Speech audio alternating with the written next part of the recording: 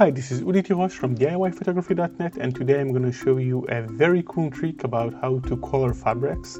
And I'm going to just use our fabrics package, which has over 900 fabric textures, and they're pretty high quality. We used a fan to make them, and you can use those to extend dresses, but they're all white. So what if you need to extend a black dress, for example?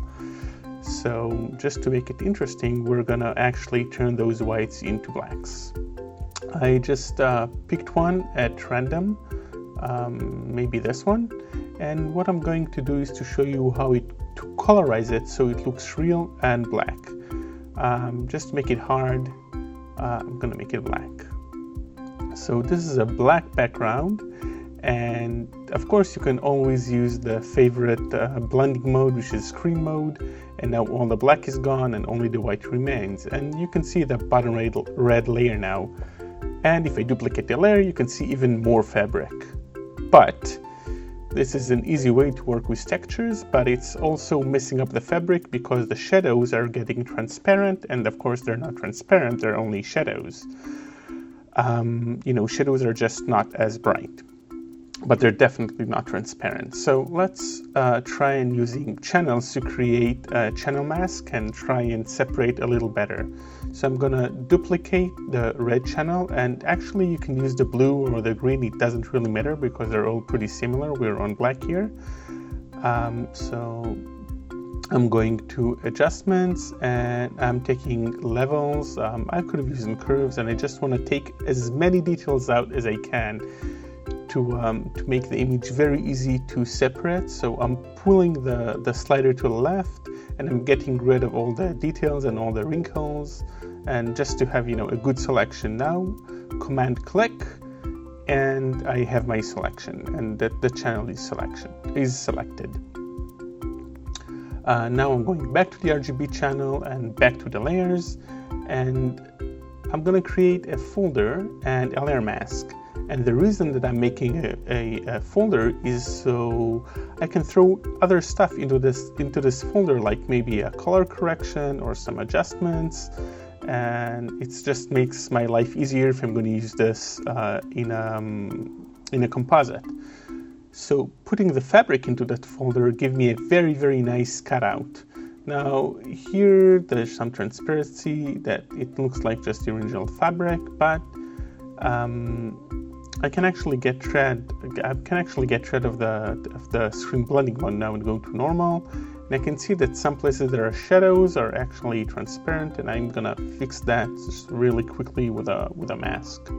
Just adjust the mask very, very quickly. I'm gonna refine it here and just a little bit here, and there we go. And now that was a very, very quick way to create a separation between the black and the actual fabric. But we still want to make it black, right? So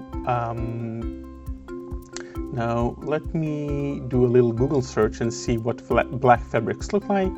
And if we look at black fabrics, they are very dark and they have white highlights.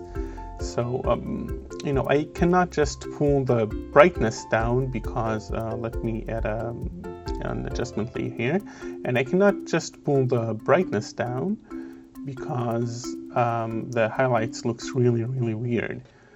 So I need to bring back the highlights. How do I do this? Actually, it's easier than you think. I go to the levels layer, which is the layer that makes my fabric black, and I go to blending options, and here comes the magic. I actually go to the if panel, and I'm adjusting the underlying layer. So now I can better refine or better control the blending, and if I move the slider just right, I can bring the highlights back. But the transition is not that good, so I'm splitting the slider, and I'm gonna bring back the shining quality of the fabric. Let me just make some final tweaks to make it look like the existing fabric. Here we go. And there you have it. It's white fabric to black fabric. Just a little bit more. And now you can use this fabric to extend a black dress too. So we're almost done, but it's Valentine's, so we need to make something Valentine-ish. So I'm gonna maybe try and paint a little green to make it flower-like, or wait, I need to add another layer, clean layer, and just a little bit of green to the bouquet here. So we have a nice red and green bouquet for Valentine's. Actually, no, I'm just kidding. This has nothing to do with the tutorial. Now go and make something awesome. Thank you for watching.